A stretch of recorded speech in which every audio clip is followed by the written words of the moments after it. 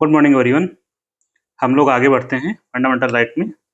आज हम लोग देखेंगे शोषण के विरुद्ध अधिकार। ये कौन सा अधिकार होगा हमारा?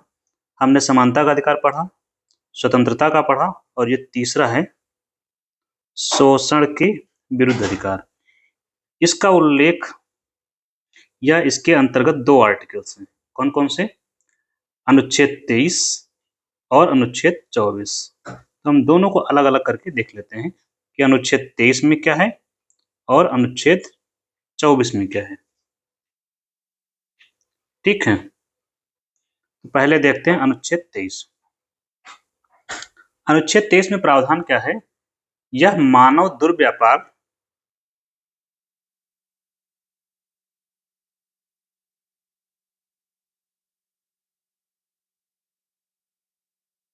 कामा बेगारी और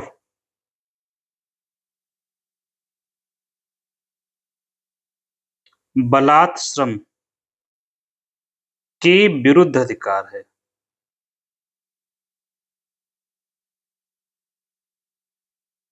इसका मतलब क्या हुआ? मानव दुर्व्यापार मतलब ह्यूमन ट्रैफिकिंग। बेगारी मतलब बेगारी का मतलब क्या होता है कि बिना पैसे के काम करवाना। कोई व्यक्ति बिना पैसे के आपसे काम करवाता है, इसका मतलब क्या? वो बेगार करवा रहा है। बलात् श्रम, फोर्स्ड लेबर, जबरन काम करवाना।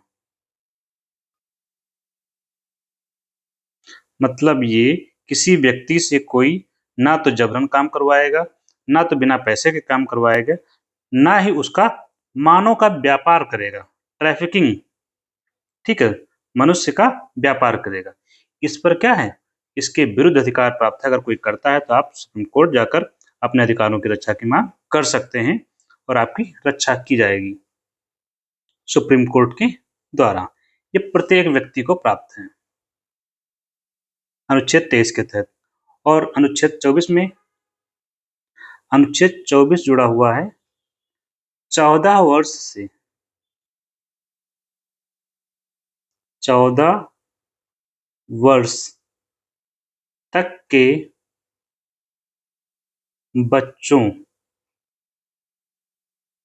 के या बच्चों को खनन या उद्योग, कोई उद्योग है या माइनिंग हो रही है या किसी खतरनाक उद्योग में, किसी खतरनाक कार्य में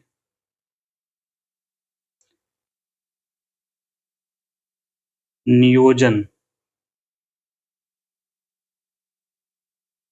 नहीं किया जाएगा।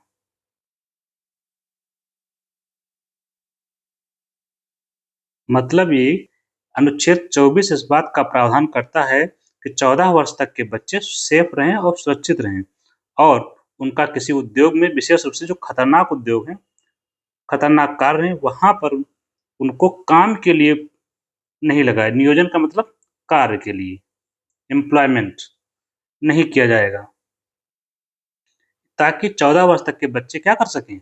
अभी हम लोगों ने पढ़ा अनुच्छेद 21A, जिसमें कहा गया है कि 6 से 14 वर्ष तक के बच्चे शिक्षा प्राप्त करेंगे। ठीक है, तो ये हो गया अनुच्छेद 23 और अनुच्छेद 24 के बारे में। 23 में यहाँ पर एक अपवाद है। अनुच्छेद 23 में एक्सेप्शन रखा गया है। क्या एक्सेप्शन है? देश की सेवा के लिए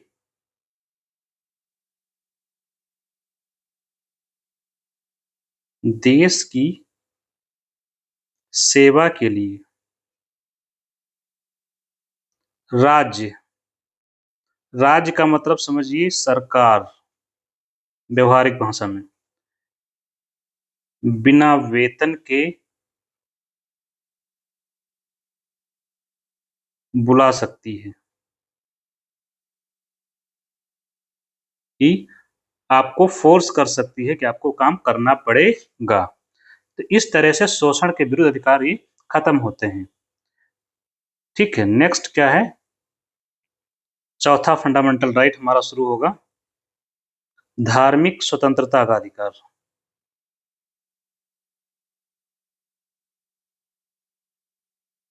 धर्म से जुड़ी हुई स्वतंत्रता यहां प्राप्त होती है। धार्मिक स्वतंत्रता का अधिकार, ये है अनुच्छेद 25 से लेकर अनुच्छेद 28 तक। क्या प्रावधान है इसमें? पहले चर्चा करेंगे अनुच्छेद 25 की। अनुच्छेद 25 के तहत प्रत्येक व्यक्ति को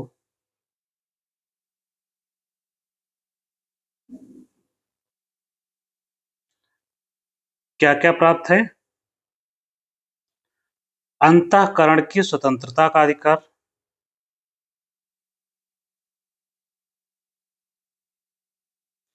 अंतःकरण की स्वतंत्रता का अधिकार। दूसरा,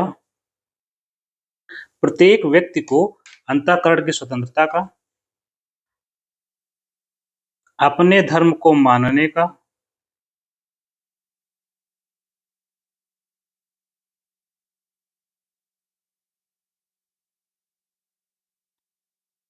अपने धर्म को मानने का, मैं मानने की स्वतंत्रता प्राप्त है, मानने का अधिकार प्राप्त है। तीसरा, धर्म के अनुसार आचरण करने का,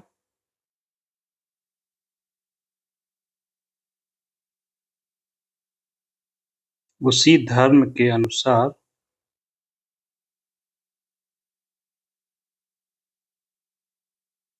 आचरण करने का अधिकार प्राप्त है। और अपने धर्म के प्रचार का, धर्म के प्रचार की स्वतंत्रता का अधिकार। तो प्रत्येक व्यक्ति को ये चारों अधिकारों की स्वतंत्रता प्राप्त है।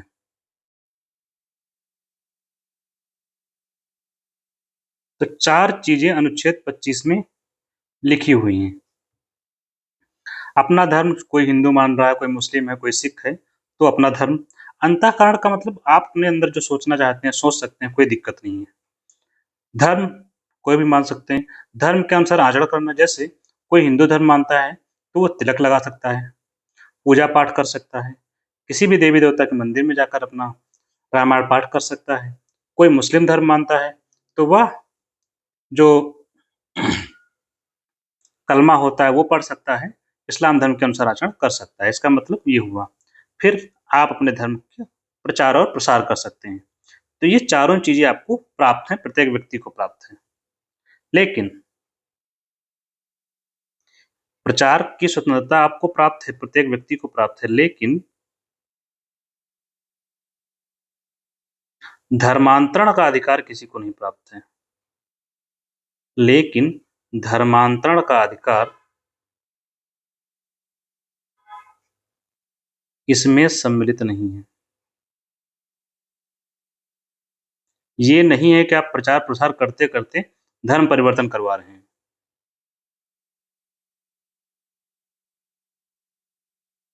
एक बात। दूसरी बात इसमें यह भी शामिल है, जबरन धर्मांतरण।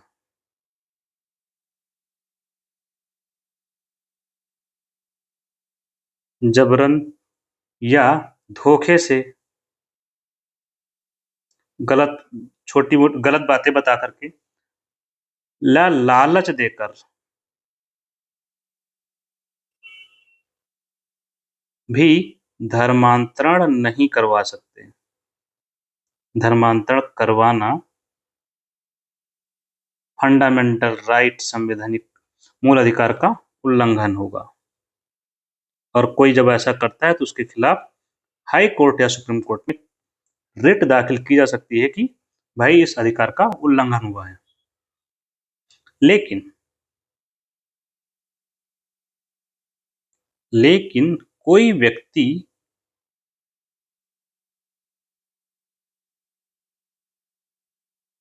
स्वयं अपना धर्म बदल सकता है। उसको लगता है कि फला धर्म ठीक है तो वो बदल सकता है, धर्म परिवर्तन स्वयं कर सकता है। ये हो गया। यहाँ पर एक स्पष्टीकरण भी आता है।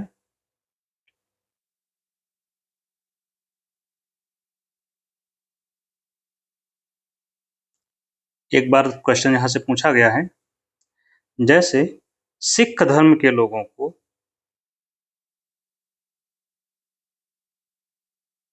सिख धर्म के जो लोग हैं, जो उनको मानने वाले हैं, को कृपाण धारण करने से छूट दी गई। कृपाण मतलब समझ रहे हैं ना, तलवार।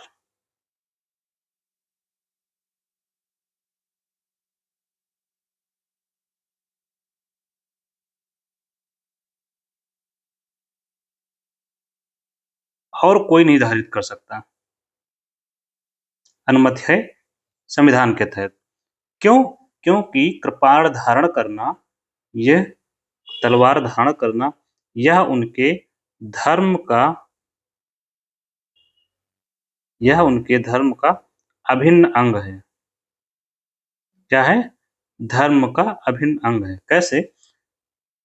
जैसे उनके यहाँ व्यवस्था है 5 ककार की, जो गुरु गोविंद साहब ने दिए थे।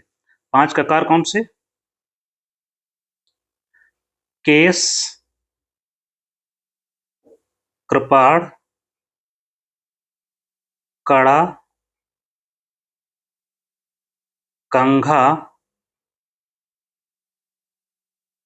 और कच्छा। ये 5 ककार हैं जो उनके सिख धर्म का अभिन्न अंग है। जहाँ कृपाण भी शामिल है, इसलिए इसका सिख धर्म के लोगों को धारण करने से छूट दी गई है। दूसरी बात क्या है यहाँ पर? दूसरी बात ये है यहाँ पर, हिंदू धर्म में क्या क्या सम्मिलित है।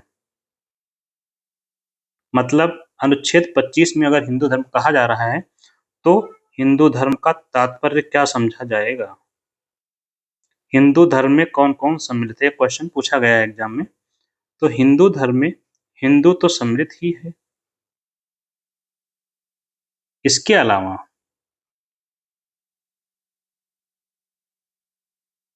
सिख,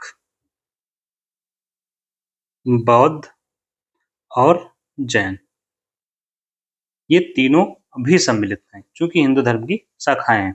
ये केवल अनुच्छेद 25 के लिए है, आपको हर जगह नहीं है। ये अनुच्छेद 25 में जहां हिंदू धर्म की बात की जाएगी, अनुच्छेद 25 हेतु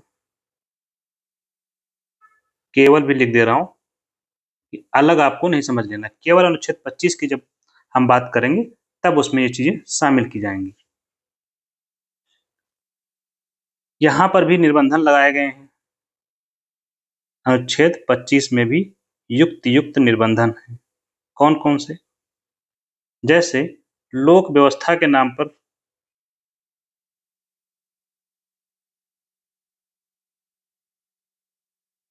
आपके अधिकार सीमित किए जा सकते हैं, या फिर स्वास्थ्य के आधार पर।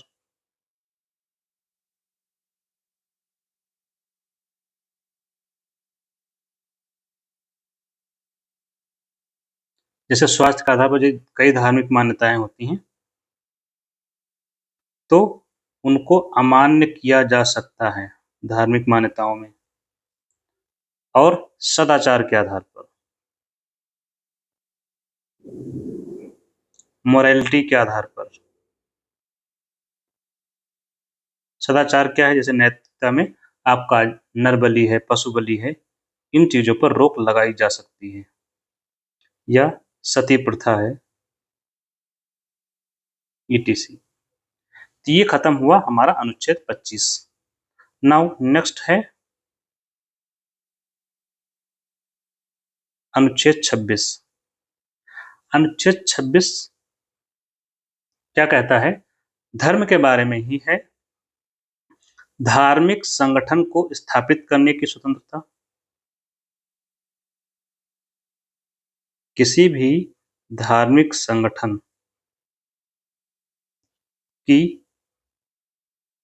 स्थापना की स्वतंत्रता आपको प्राप्त है, मतलब उसकी स्थापना कर सकते हैं। अब कोई संगठन बनेगा, धार्मिक संगठन बहुत सारे बने हुए हैं, हिंदू महासभा से लेकर वक्फ संगठन है, बहुत सारे हैं। तो वो कोई भी आप नया धार्मिक संगठन बना सकते हैं। प्लस संगठन बनेगा तो उनको प्रबंधन कौन करेगा? तो धार्मिक मामलों का प्रबंधन की भी स्वतंत्रता होगी, मैनेजमेंट भी कर सकते हैं। संगठन बनेगा तो प्रबंधन का अधिकार भी देना पड़ेगा। धार्मिक मामलों के प्रबंधन की स्वतंत्रता प्लस धर्म बना, संगठन आपने बनाया तो संगठन है तो किसी उसके लिए जमीन भी तो चाहिए होगी। मान लीजिए यहाँ पे हमने कोई मंदिर बनाया गया या कोई मस्जिद बनाई गई, ठीक है, या सिख धर्म का जो टेम्पल है वो बनाया गया, गोल्डन टेम्पल है, या जो गुरुद्वारा है, तो उस गुरुद्वारे के जमीन भी होगी।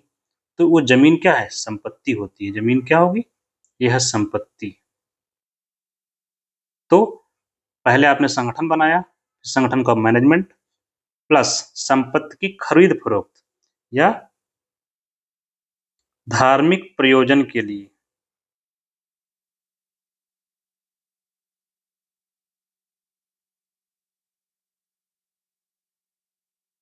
संपत्ति के क्रय और विक्रय का अधिकार होगा।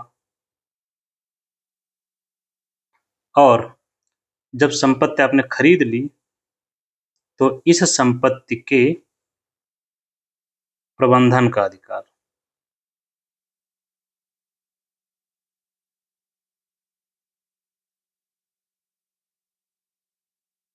कि इस संपत्ति का उपयोग कैसे किया जाएगा, इससे जो पैसा मिलेगा तो किन कार्यों में लगाया जाएगा, ये सब आपको अनुच्छेद 26 के तहत प्राप्त होंगे।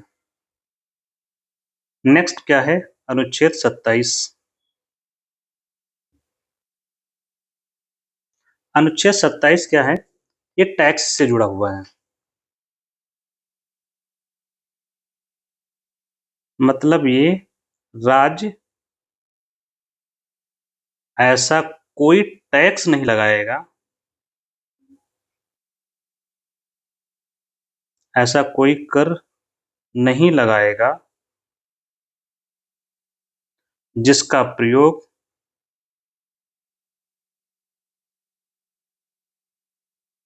किसी धर्म को बढ़ावा देने के लिए किया जाए।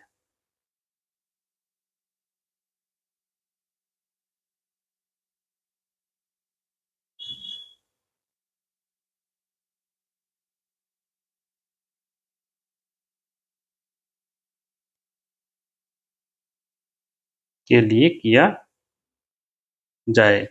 मतलब ऐसा कोई भी टैक्स लगाने से सरकार को रोका गया है जो किसी धर्म विशेष को बढ़ावा दे। तो टैक्स के लिए मनाही है, कोई भी टैक्स हो। यहाँ पर एक अपवाद क्या है इन्होंने रखा है, टैक्स तो नहीं लगाएंगे, फीस लगाई जा सकती है।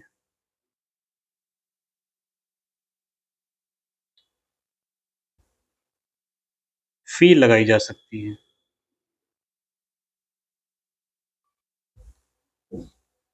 या सब्सिडी दी जा सकती है, सरकार सब्सिडी दे सकती है।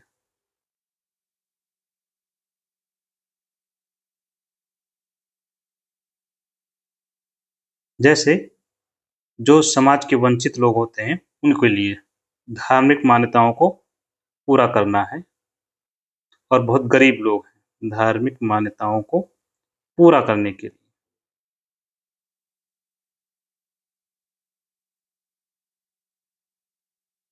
और किन लोगों को? जो गरीब लोग हैं, वंचित लोग हैं, उनके लिए।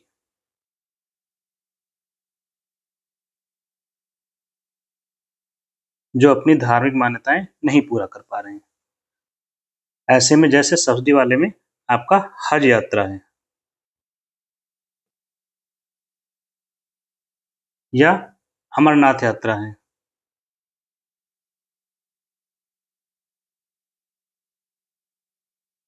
तो ये हो गया अनुच्छेद 27 के एक्सेप्शन। आगे बढ़ते हैं। अनुच्छेद 28।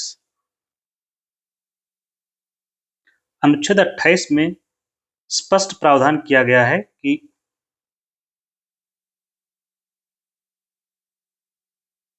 राज्य द्वारा वित्त पोषित शिक्षण संस्थानों में,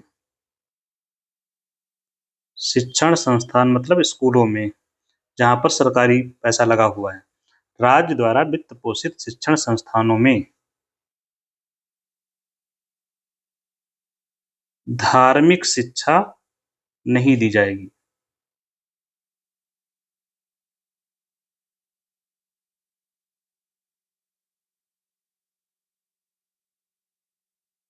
एक बात। दूसरी बात, बाकी जो स्कूल हैं, कई जो प्राइवेट स्कूल हैं जो राज्य द्वारा मान्यता प्राप्त है, राज्य द्वारा मान्यता प्राप्त स्कूलों में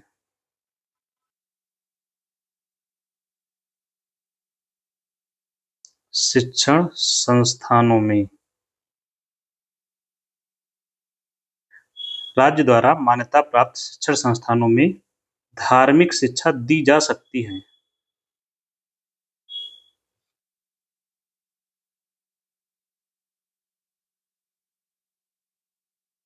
धार्मिक शिक्षा दी जा सकती है, किंतु यह बाध्यकारी नहीं होगा।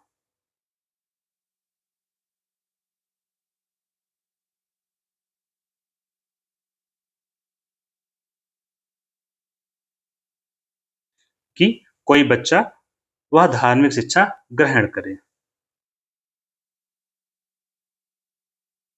तो ये हो गया अनुच्छेद 28। लेकिन जो धार्मिक संस्थान है वहां पर बाध्यकारी होता है।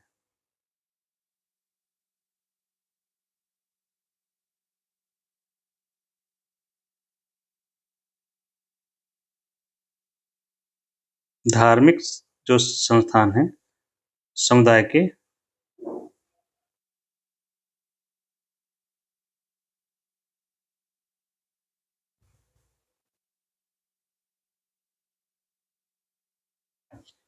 जो संस्थान है, शिक्षण संस्थान, यहाँ पर क्या होगा, यहाँ बाध्यकारी है। जो जाएगा वो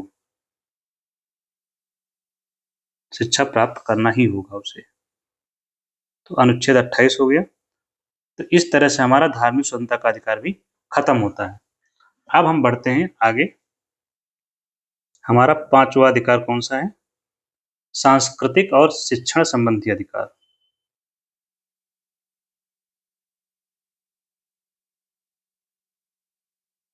सांस्कृतिक और शिक्षण संबंधी अधिकार।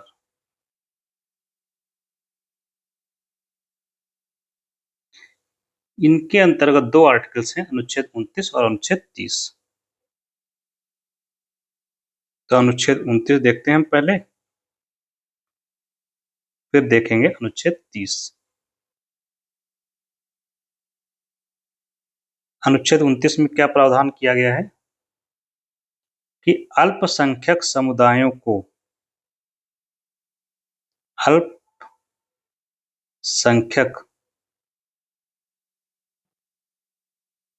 समुदाय को अपनी संस्कृति, भाषा और लिपि। लिपि क्या होती है? जैसे मैं लिख रहा हूं तो ये लिपि है, स्क्रिप्ट है, हिंदी भाषा है, और जो मैं लिख रहा हूं ये देवनागरी लिपि है। तो अल्पसंख्यक समुदाय को अपनी संस्कृति, भाषा और लिपि के संरक्षण का अधिकार होगा।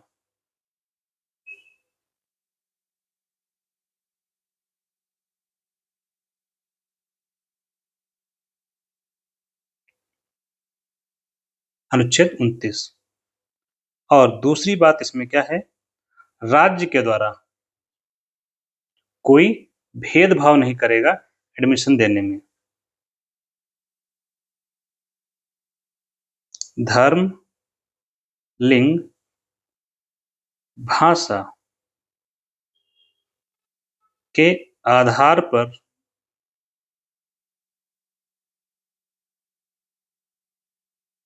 राज्य भेदभाव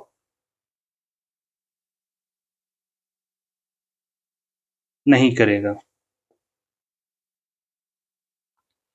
तो धर्म, लिंग, भाषा के आधार पर राज्य भेदभाव नहीं करेगा। किस मामले में? एडमिशन देने में। राज्य द्वारा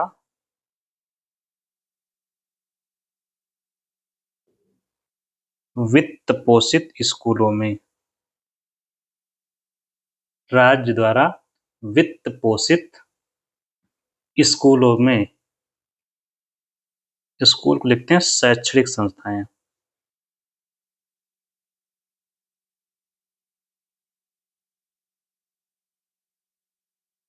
राज्य द्वारा वित्त पोषित शैक्षिक संस्थाओं में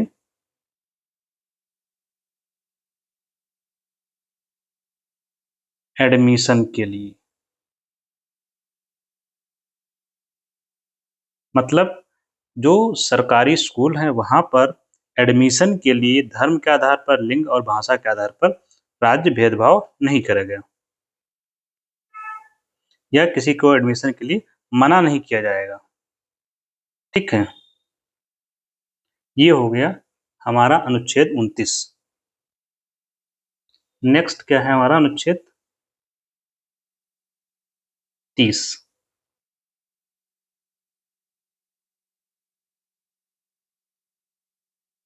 30 अनुच्छेद में क्या है?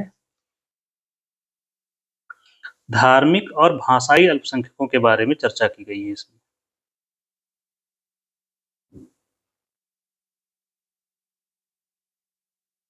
दो अल्पसंख्यक है, कौन से? धर्म के आधार पर, भाषा के आधार पर। धार्मिक और भाषाई अल्पसंख्यक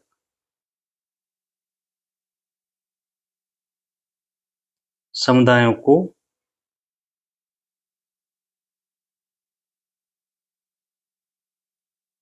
क्या करने का अधिकार होगा?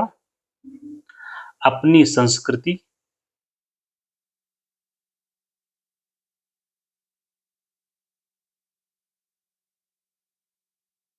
अपनी भाषा और अपनी लिपि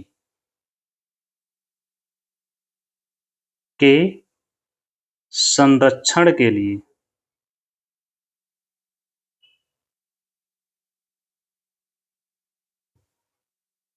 शिक्षण संस्थाओं को खोलने का अधिकार होगा।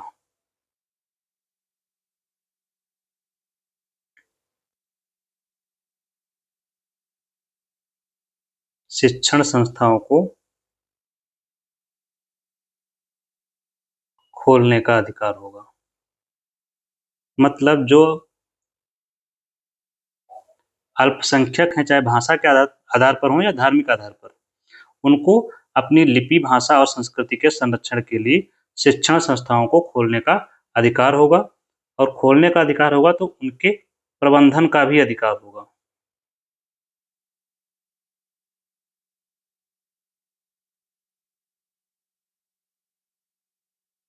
उनके प्रबंधन का भी अधिकार होगा। यहाँ एक चीज हमें और समझ लेनी है कि ये अल्पसंख्यक कौन है? धार्मिक या भाषाई अल्पसंख्यकों की परिभाषा संविधान में नहीं दी गई है। ये कौन लोग हैं?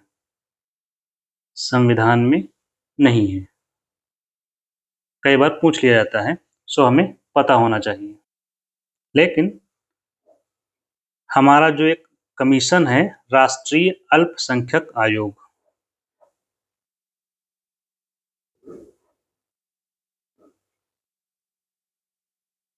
राष्ट्रीय अल्पसंख्यक आयोग, इसके अनुसार 6 लोगों को अल्पसंख्यक मानता है।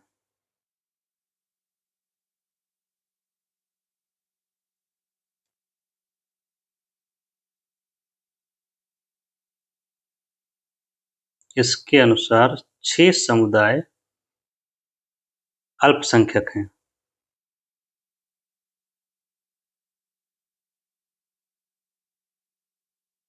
कौन-कौन से? सिख,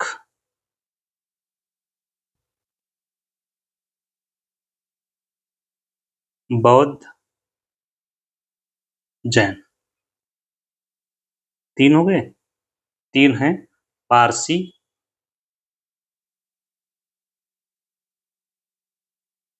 ईसाई और मुस्लिम। ये माने जाते हैं। इस तरह से हमारा ये कल्चरल एंड एजुकेशनल राइट भी खत्म होता है। अब हम पहुंचते हैं संवैधानिक उपचारों का अधिकार।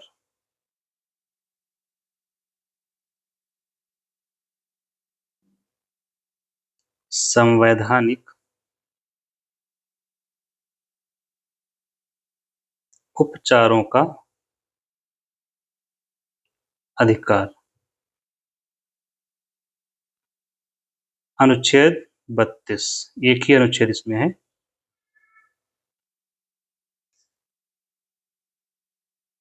इसमें क्या प्रावधान किए गए हैं?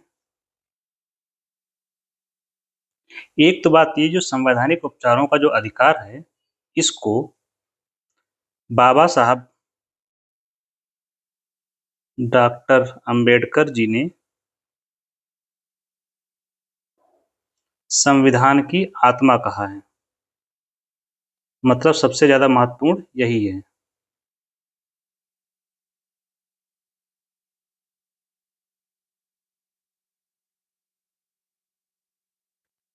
अब दूसरी बात क्या है? कोई व्यक्ति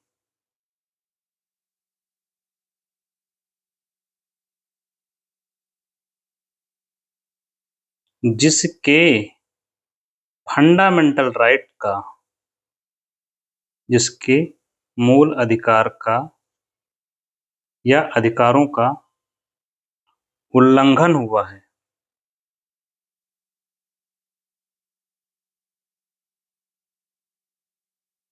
उसे इसी अनुच्छेद, किसी अधिकार के तहत, कौन सा अधिकार? संवैधानिक उपचारों का अधिकार। उसे इसी अधिकार के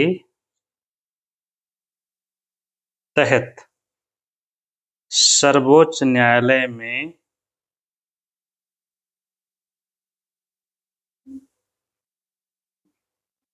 जाने का अधिकार प्राप्त है।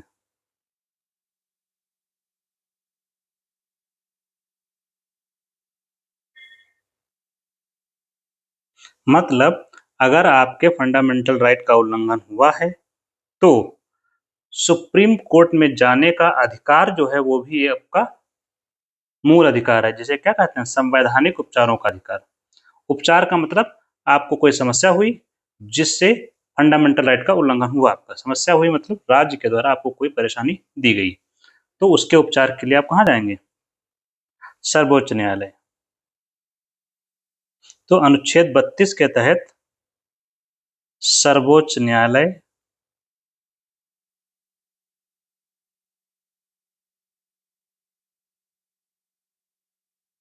मूल अधिकारों की रक्षा करता है, मूल अधिकारों की रक्षा करता है।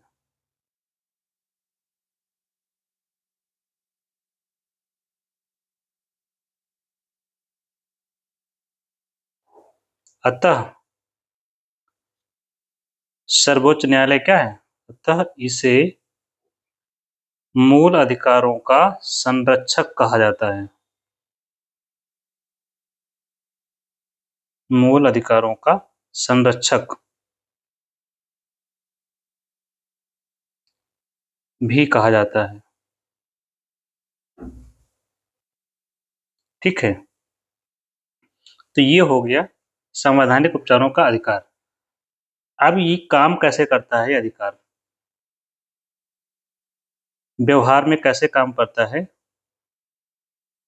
जैसे जिसके अधिकार का उल्लंघन हुआ हो वो सर्वोच्च न्यायालय में जाकर क्या करेगा? रिट दायर करता है, रिट याचिका दायर करेगा। क्या करता है?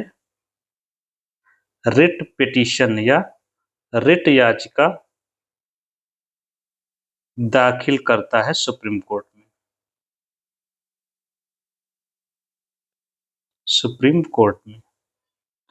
और जब रिट दाखिल करेगा तो सुप्रीम कोर्ट देखता है कि किस प्रकार की रिट है, मतलब किस प्रकार का आदेश जारी करना है।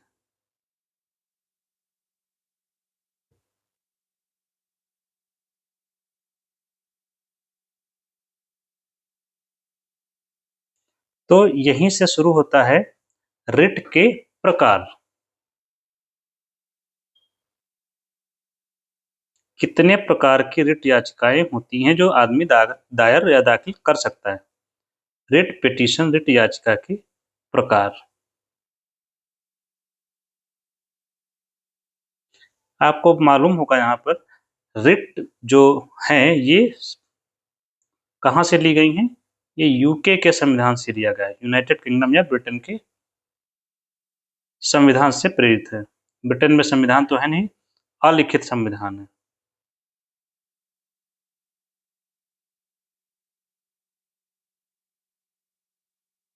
दूसरी बात, कितने प्रकार की रिट होती हैं? रिट 5 प्रकार की होती हैं। मतलब आपके अधिकार का उल्लंघन हुआ तो इन पांचों में से किसी प्रकार की रिट जारी की जाएगी। 5 प्रकार की होती हैं। ये 5 प्रकार कौन से हैं? पहला है हैबियस कॉर्पस, बंदी प्रत्यक्षीकरण।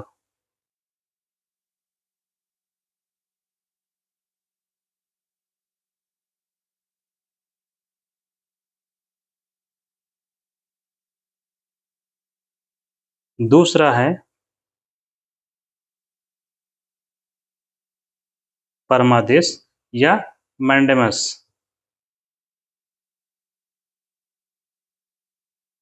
तीसरा है अधिकार प्रच्छा।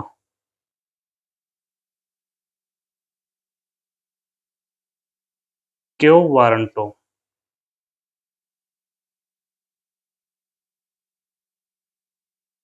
नेक्स्ट है प्रतिषेध, प्रोहिबिशन।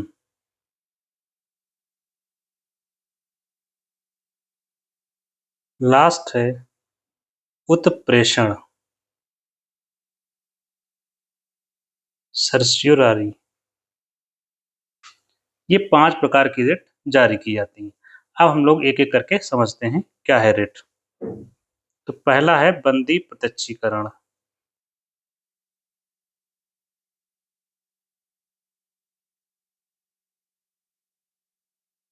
हमें ये समझना है कि कब जारी की जाती है, कौन जारी करता है, किसके विरुद्ध जारी करता है, ये बातें हमें याद रखनी है। बंदी प्रत्यक्षीकरण का मतलब क्या है? बंदी, बंदी का मतलब किसी को जो गिरफ्तार करके पुलिस रखती है तो बंदी हो गया, या पुलिस ने रखा हो, या हो सकता है कोई किडनैप कर ले गया हो, जिसको बोलते हैं किडनैपिंग। तो इन दोनों ही केसों में एक व्यक्ति क्या हुआ? बंदी होता है। तो बंदी प्रत्यक्षीकरण का मतलब होता है सशरीर उपस्थित करना।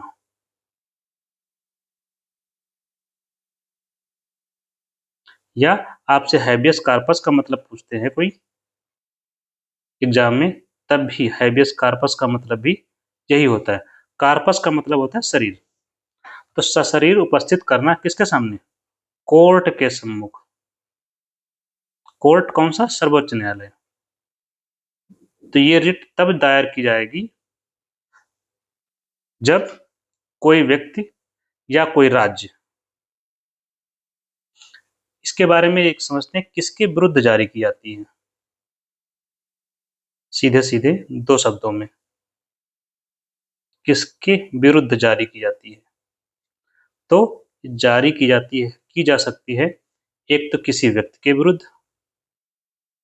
कब जारी करेंगे? जब कोई व्यक्ति किसी को अपने कस्टडी में रख लिया है, तो व्यक्ति के विरुद्ध जारी की जाएगी और उसको सुप्रीम कोर्ट आदेश देगा कि उस व्यक्ति को, फला व्यक्ति को जो तुम उठा के ले गए हो, उसको कोर्ट के सम्मुख पेश करो। नहीं करेगा तो कार्रवाई करेगा। दूसरा, किसी अधिकारी के विरुद्ध या राज्य के विरुद्ध।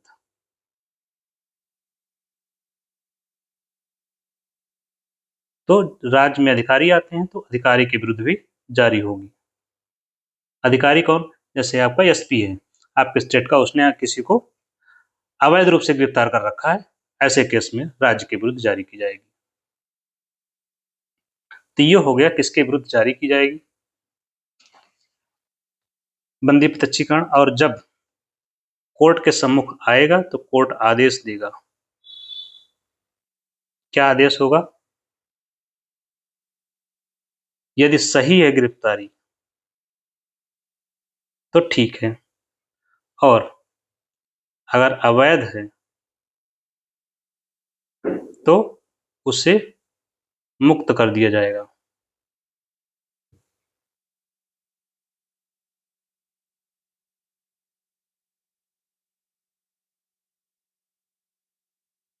ये हो गया बंदी प्रत्यक्षीकरण।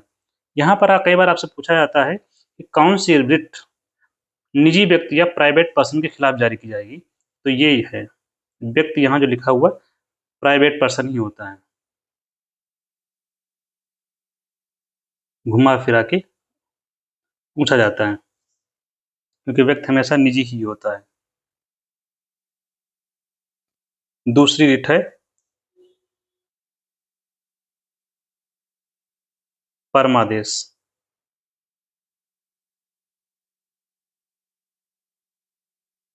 मैंडमस,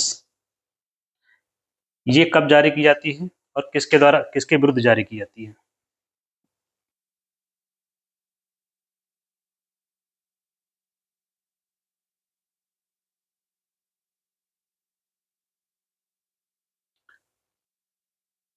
किसके विरुद्ध जारी की जाएगी? कोई अधिकारी है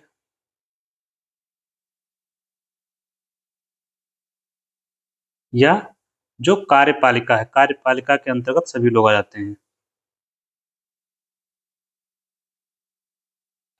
ये भी इसी के अंदर ही आएंगे। ठीक है। और कब जारी की जाती है?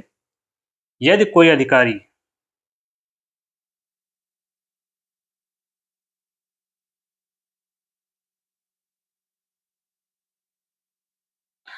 अपने कार्यों का,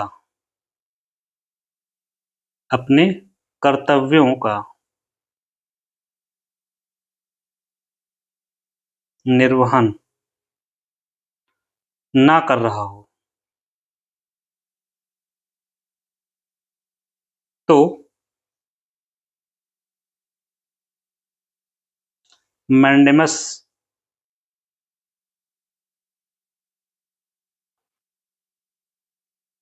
रिट जारी करता है, सुप्रीम कोर्ट रिट जारी की जाती है।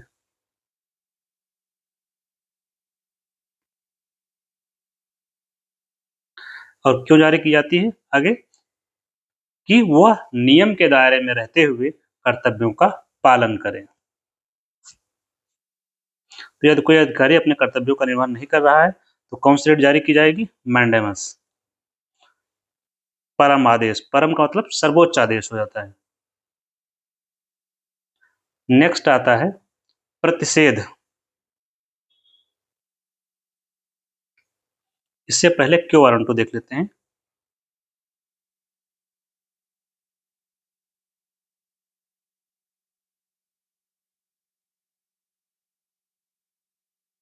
अधिकार प्रच्छा,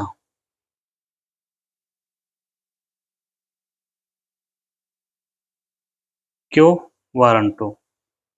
वारंटो वारंट से आया है। इसका शाब्दिक अर्थ क्या होता है?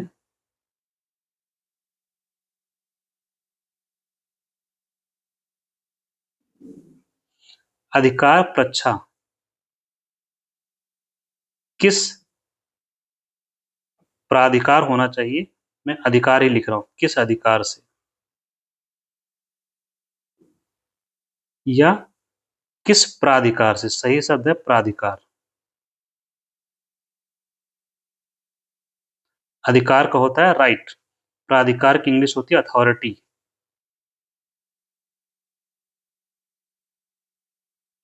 इंग्लिश में बाय व्हिच अथॉरिटी।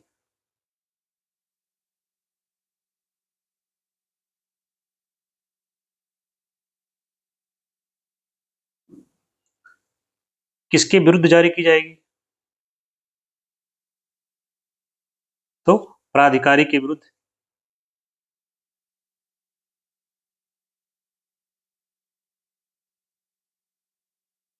और कब जारी की जाएगी? जब कोई पद पर बैठने योग्य नहीं है फिर भी बैठा हुआ है।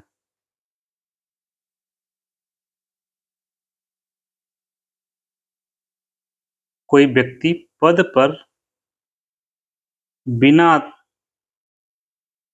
किसी अधिकार के काबिज है, पद पर बिना किसी अधिकार के काबिज है, या पद खाली नहीं कर रहा है, तब ऐसे रिट क्यो वारंटो रिट जारी की जाएगी। और जब ये जारी की जाएगी तो उससे पूछा जाएगा कि क्या कारण है जिसकी वजह से आप पद धारित करते हैं, आपके पास क्या अथॉरिटी है। और अगर वो प्रूव नहीं कर पाता है, प्रूव नहीं, तो सुप्रीम कोर्ट क्या करेगा? पद खाली करने का आदेश दे देगा।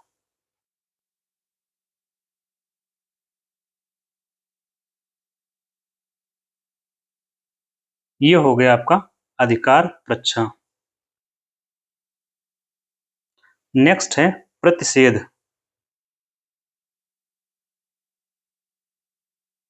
इंग्लिश में प्रोहिबिशन।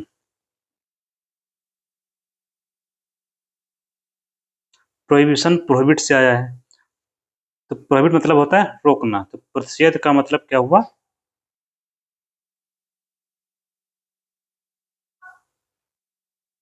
रोकना या मना करना।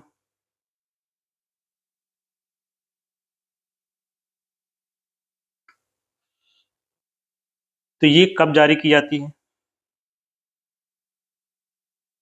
पहले लिखते हैं किसके विरुद्ध जारी की जाती है। तो किसके विरुद्ध जारी की जाती है? कनिष्ठ न्यायालय, लोअर कोर्ट के खिलाफ।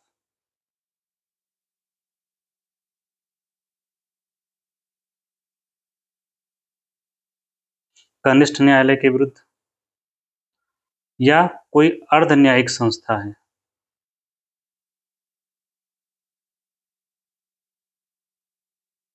क्वासी जुडिशियल बॉडी, या फिर कोई अधिकरण है।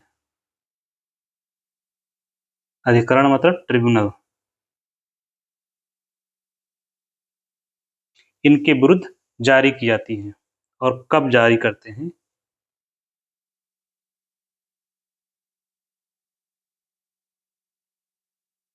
ये तब जारी की जाती है जब इन संस्थाओं में से कोई, जब ये संस्थाएं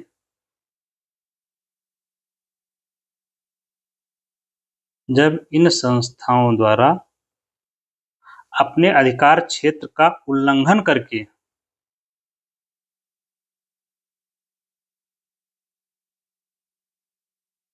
अपने अधिकार क्षेत्र का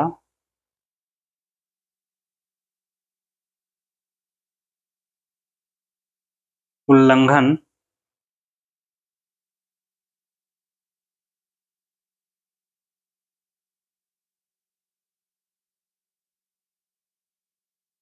संस्थाओं द्वारा अपने अधिकार क्षेत्र का उल्लंघन करके सुनवाई की जाती है, या उल्लंघन करके सुनवाई कर रही हूं,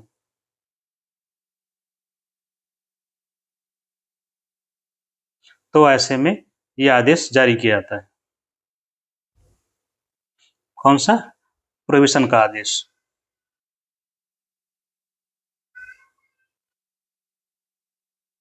नेक्स्ट है उत्प्रेषण।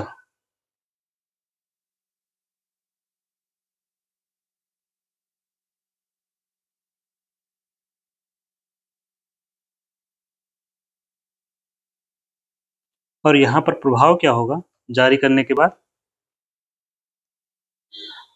मामले को ऊपरी कोर्ट मामले को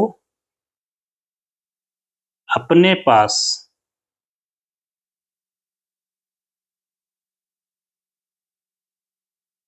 मंगा लेता है। कौन? सुप्रीम कोर्ट हो या हाई कोर्ट के, दोनों को शक्ति प्राप्त है। 32 में नहीं प्राप्त है हाई कोर्ट को, 226 में है, लेकिन दोनों ही मंगा लेते हैं। ठीक है, अब आते हैं सर्सियोरारी या उत्प्रेषण पे।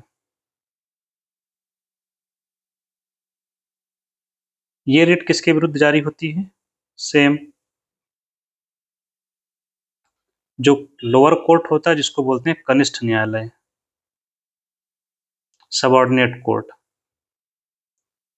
या क्वासी जुडिशियल बॉडी, अर्ध न्यायिक संस्था, और अधिकरण के विरुद्ध। ये दोनों ही रिट हैं लास्ट वाली, इन दोनों के तीनों के ही विरुद्ध जारी की जाती हैं। इसमें क्या होता है, इसका मतलब उत्प्रेषण? तो उपरोक्त संस्थाएं, ये तीनों संस्थाएं जब उपरोक्त संस्थाएं अपने अधिकार क्षेत्र से बाहर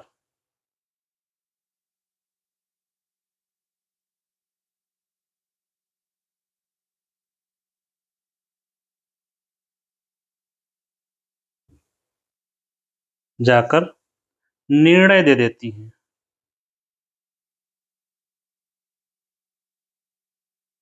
लेकिन एक बात यहाँ याद रखनी है, यहाँ पर निर्णय हो चुका होता है उत्प्रेषण में, मतलब यहाँ केस डिस्पोज हो चुका है, केस डिस्पोज्ड हो जाता है, निर्णय दे चुकी है। इसीलिए इस रिट को, उत्प्रेषण रिट को क्या कहते हैं? इसीलिए इसको पोस्टमार्टम रिट कहा जाता है। पोस्टमार्टम मतलब केस ही खत्म हो गया उसके बाद हुई रिट, तो ये पोस्टमार्टम रिट कही जाती है उत्प्रेषण की रिट को। तो इसी के साथ हम लोग रिट खत्म करते हैं। अब आगे हम लोग बढ़ेंगे नेक्स्ट डे डीपीएसपी में। ठीक है, थैंक यू।